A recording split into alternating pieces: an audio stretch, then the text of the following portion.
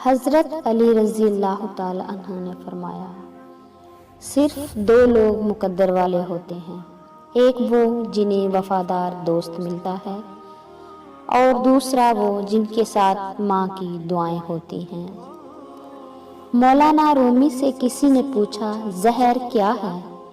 فرمایا، ہر وہ چیز جو ہماری ضرورت سے زیادہ ہو زہر ہے، جیسے قوت، اقتدار، دولت، بھوک، لالچ، محبت اور نفرت۔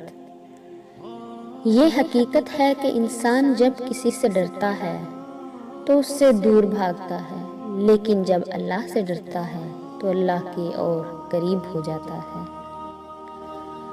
کم کھانے میں صحت ہے، کم بولنے میں سمجھداری ہے اور کم سونا عبادت ہے۔